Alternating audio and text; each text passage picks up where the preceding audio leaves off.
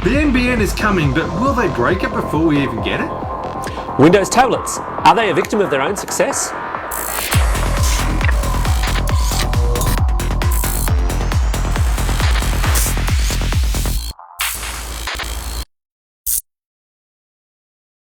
Welcome to Vertical Hold, the tech show where we channel surf through the headlines in search of the big picture. I'm Adam Turner, and I'm here with the hardest working man in show business, Alex Kidman. That's Mr. Bojangles to you. Sorry, Mr. Bojangles. Tell us what's new in tech. Apple's made a commitment to the ACCC to no longer mislead or potentially mislead its customers regarding statutory warranty rights. It's a kind of complicated issue under Australian consumer law because goods are meant to last for a reasonable amount of time, but there's no actual number put on what reasonable means. In Apple's case, it appears that it's going to mean at least 2 years, maybe more for more expensive goods. The practical upshot of this? If you've recently been knocked back for Apple on some kind of warranty claim, it might be worth giving them a little tap on the shoulder. The long-awaited strategic review of the national broadband network has finally been released, and it's not good news for everyone. Under the new plan, it looks like a third of Australian homes will be pushed over to the pay TV cables for broadband, and a third will rely on fibre to the node instead of fibre to the premises. Unfortunately, the NBN is starting to look like a bit like the hodgepodge mess that it was supposed to replace. Twitter has launched Twitter alerts for Australian emergency services. The way it works is that you still sign up to follow the emergency service you're interested in, so the local fire service or the cops or what have you. But then when they've got a serious tweet that they need to send out, instead of relying potentially just on it being retweeted or you picking it up some other way, if you've signed up to follow them and signed up correctly, it can also optionally be sent out as an SMS or push notification to your smartphone. Australian internet video users received a string of early Christmas presents. Quick Flicks is coming to LG smart TVs, plus it's also replacing the mediocre Casper service on TiVos. Meanwhile, Android users are finally getting access to ABC iView, plus Foxtel Go will be there for Samsung Android users. And that's the news bites. Now Alex, you've had some thoughts on Windows tablets. Why haven't they perhaps been the success that Microsoft was hoping for? Well look, I think there's a couple of reasons. The simple fact of the matter is Windows 8 has been here for a while, and I don't think it's any particular secret that there's a certain proportion of the user base that's just not that keen on it. But a big proportion. Well, depends who you ask, of course. But look, even leaving that aside, even leaving aside those who do or don't get Windows 8, Windows tablets themselves, and I'm talking here in the consumer space, not so much the business space, but Windows tablets have not really been the kind of barnstorming success to take on the iPad, to take on all those cheap Android tablets that Microsoft might have hoped. And I've come up with a theory as to why this might be.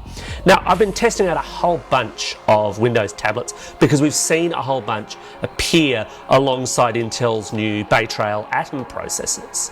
Now, these are processors that potentially, or theoretically, offer much better battery life and kind of reasonable mid-range performance. That's what Atom's always meant to have had. And up until Bay Trail, it was kind of, well, the battery life's okay, but God, these things are slow. Bay Trail is reasonably quick without necessarily actually being a core processor. So, you know, I've been looking at things like, you know, I've got the Toshiba Encore tablet here. Nice little, relatively cheap tablet. I mean, the cheapest entry-level model for this is $400. You can't buy a Windows 8 license and Office, which comes on it, $400 easily as a consumer. Yeah. So, you know, there's a certain part of my brain that says, well, hang on, why aren't these, you know, rushing off the shelves to the same extent as, for example, a Retina iPad Mini? Now, you can talk about the kind of the physical build quality, and you know, you stack the two of them side to side, and it's not kind of hard to see which one's thinner, and equally screen resolution and stuff like that, it's not all that hard to see which one's got the better screen either. But the fact of the matter is the Toshiba I just held up there, it's a bit cheaper, and you'd think that might actually play into the market a bit as well. I don't entirely think it's that. I think it's partially that.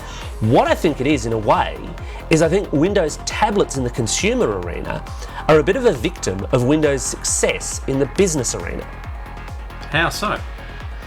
Okay, so you work in an office, you work all day, and the odds are extremely high, based on, you know, the sales figures that we know, that you work on a Windows machine. So you're sitting there and you're working at a spreadsheet, you're working at word processing, whatever it is that you do. all day, every day. The thing is, that's what you're used to when you're at work. Now you get home, you kick back, you stick whichever sports code or movie or whatever it is you want to watch in front of the TV, and you do what loads and loads of people do with tablets, which is the whole second screen experience. You're kind of half watching the game, you're kind of checking your Twitter feed or whatever. Now, it's perfectly feasible to do these kinds of things on a Windows tablet. There's very little stopping you. Not only are there browsers, but there are apps. They are in the tablet space, undeniably, I think, lagging a bit behind where Android and especially Apple are in terms of pure tablet apps. But the big hitters are there. There's no doubt the big hitters are there. And for a lot of the big hitters who aren't there, the web is there. The thing is, when you're doing that, you're doing it with the same interface that you're using at work. And what I think that does is it creates that kind of subtle effect of, ooh, I should really be working. This feels like I'm working. I don't like this as much. Whereas by adopting a slightly more consumer-centric, maybe a little bit more fun approach, I think that's where your iPad or your Android tablet stands out. It's not what you use at work, therefore it's your consumer relaxable kind of commodity.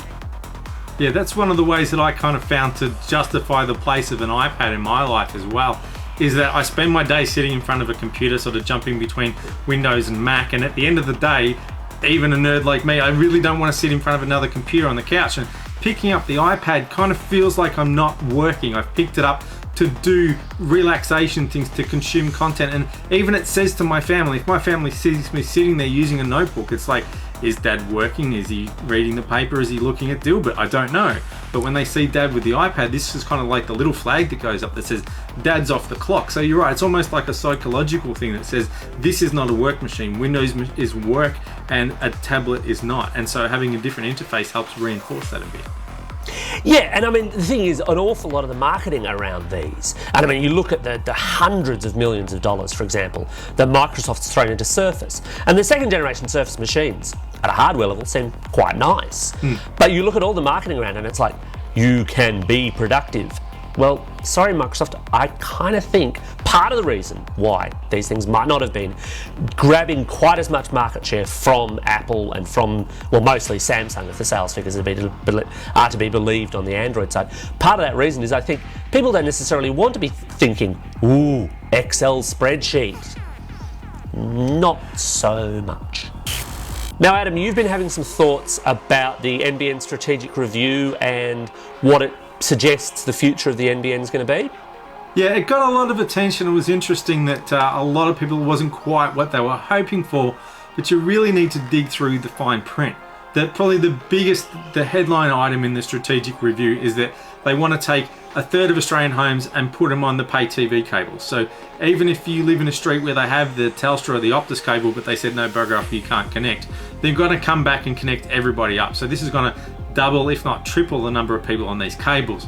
Now, if you're an Optus cable user, you're probably not very happy with this because the Optus cable in particular struggles under the load as it is without dumping all these extra people on it. Now, if you read the fine print in the strategic review, there is one or two paragraphs, three paragraphs that talk about how they're actually going to improve the HFC cable to handle all these extra users. Now, that's interesting, but the fine detail doesn't fill me with confidence. There's a lot of information on how they're going to improve the uploads and the download speeds, but there's not so much information about what they're going to do to deal with congestion, and that's what the problem is with the cables. It's not that they're not fast enough. You can go out and get cable today, and when you're lucky and the wind's blowing in the right direction, get 100 megabits per second. The problem is that half the time you're getting 2 megabits per second because all your neighbours have just come home from work and school and decided to hit the internet, and it falls over for everybody. So that's what we're worried about. The government said, oh no, we're going to overhaul HFC, it's going to be fine, trust us. And then in the next breath tell us how much money they want to skimp on and how much they want to save money building this thing. So we're supposed to trust them in that they're trying to do it on the cheap, yet they swear hand on heart that they won't do the HFC upgrade on the cheap and that they won't skimp on the copper as well, because they're going to have to go and measure people's copper lines to see if it's good enough or if it needs to be replaced. Now, all they need to do is change the criteria and go, yours is close enough, you'll be okay. The really nervous thing is last week they even changed the fine print that says we're not even going to guarantee you 25 megabits per second to your house. When we say guarantees, that's the guarantee what we'll deliver to the wholesaler. What you get, well, that's your problem. So Yeah, a lot of people. I mean, that was the bit of detail really that jumped out at me. Yeah. That the strategic review essentially said, look, there are no speed guarantees anymore. Yeah. And the issue there is that, yeah, for a lot of people, in fact, this could lead to the NBN being a downgrade. It's also, as I understand it, not terribly clear what happens in a competitive sense with that HFC cable, because historically it's always been just an Optus or Telstra game, hasn't it? Well, that's the thing that the strategic review conveniently overlooks because it's outside its scope. It just magically assumes that we'll be able to get it. And anyone who's been following this debate over the last few years knows how much of a fight we had to have with Telstra to get the arrangements we've got in terms of access to the copper and access to the pits. And they seem to think that Telstra and Optus are just going to roll over and go, yeah, have the cable, whatever. Optus in particular, this is their big chip that gets them back at the big table. Optus has now got something that we've said we're going to buy. And so they can just say how much. Are we going to buy it? Are we going to rent it? Is it going to be a wholesale arrangement? Nobody knows, but the strategic review just assumes this is magically going to happen. So that's one of the big things that's come out of it. It's like, you're talking about stuff that we don't even know how we're going to pull off. But I can understand people saying that's not the argument for now. Like I said, what worries me is the fine print about the upgrades. It is a bit too vague, and in the next sentence when they say they're trying to save money, it's like, well, that doesn't fill me with confidence, and I'm worried that, as you say, when there's no guarantee for speed, what are we spending all this money for now? To maybe end up back where we started, where it's a hodgepodge mess and someone on one side of the street gets 100 megabits per second and the person on the other side of the street gets 25 megabits per second. It's, oh, I'm sorry, you're just on the wrong network, and that's the way it worked out. The whole point of the NBN was to get rid of that level playing field. Everybody gets the same thing and we start again. And that seems to have been totally lost. Yeah, I mean, I found it interesting. Simon Hackett, who's now on the NBN board, ex-Internode, and I mean, definitively the guy has form in the Australian internet industry. He's a big get for, in fact, the NBN board. An excellent person to sit on that board. I found it interesting in his post defending HFC that even he was still commenting, look, fibre to the premises is still the ideal endpoint. Fibre to the premises is where we still should be heading.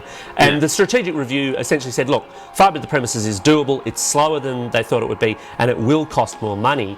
But I've got to admit, I'm not filled with confidence by this idea that we're paying $40 billion for a network which apparently may only be good for 5 years after it's finished, although I've heard varying reports about whether or not that quote was meant to be during this 10-year period it's going to be built or 5 years afterwards. But either way, it's not good. Yeah, exactly. It's interesting, a few people turned on Hackett and said, why are you defending HFC? But it was only a nerd's perspective, like a technical perspective of, yes, it can work.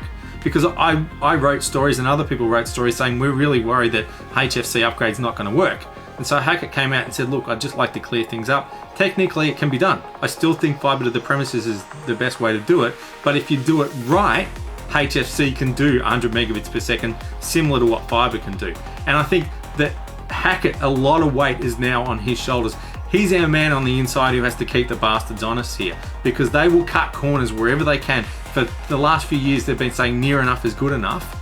And we really need people like Simon Hackett in there, who's on the board to go, no, that's not right. If you're going to do it properly. So, yeah, I think a lot's resting on people like Simon Hackett right now. And it's that time again, love it or hate it. Alex, we're talking iPad mini. You love it? Well, I've taken the love it side of the argument for this episode. And look, I mean, I think the iPad mini Retina, the new one, does just about everything that everyone wanted done with the iPad mini. Yeah. When the original model came out, people said, oh, love the size, but the screen, it's not Retina, it's just not quite good enough. Well, now, basically, it is. It's a little, if you're into colour temperatures and stuff, it's a little bit down from the Air, but it's also a heck of a lot cheaper than the Air. The other thing that they said, well, look, you know, it's based on the iPad 2, it's that little bit slower. Well, no, it's not anymore. It's basically the same internals, a little bit less RAM, but basically the same internals, and certainly from an experience point of view, and tablets are all about the experiences, they're not entirely just about raw benchmark numbers. From an experience point of view, you really don't notice it. So as such, if you're in the iPad market, and obviously there are people who are heavily, you know, religious about this stuff and would only buy Apple, would only buy Android, would only buy Microsoft. But leaving that aside, if you're in the iPad market, I don't see what there isn't to like about this. Now, Apple sold a lot of iPads, and whether or not it becomes that kind of replacement iPad for an existing one, that's a tougher argument. But on its own merits, I think there's an awful lot to like about this particular tablet. Yeah, I'm going to go hate it here. Hate, it's probably a harsh word, but I guess the way I put it is I'd recommend people to think long and hard about the original iPad mini or a full-size iPad instead of the Retina, because you basically, it's kind of like putting a gold tooth in a rat. Really, the difference between the Retina display on the iPad mini is not as striking as the difference when the full-size iPad went up. And the same with the grunt as well. It's nice to have that extra grunt there if you're the kind of person who will call on it. For your average person, I think if the original Mini is meeting your needs, there's no reason to go up to the Retina. And if you're, I don't know, your parents or your grandparents or someone who's not that tech savvy and just wants to get a foot in the door for Apple, you're much better off pushing them to the original Mini. It comes in cheaper and it will meet most people's needs. I've got a first generation Mini and I'm in no rush at all to upgrade it to the Retina. The other thing is the screen real estate. If you're just sitting at home on the couch, you really are better off going for the bigger 10-inch. And now the Air is so ridiculously thin and light that I wouldn't get the Mini Retina because of its portability or its size until you've seen the Air. It's amazing. For some people, the Retina will be just right, but I think for most people, they're better off either going down to the first iPad Mini or up to the Air. But I think the Retina is just that sweet spot in the middle that for most people is not the right spot. And that about wraps it up for this episode of Vertical Hole. Thanks for joining us and have a great festive season. And we'll see you in the new year.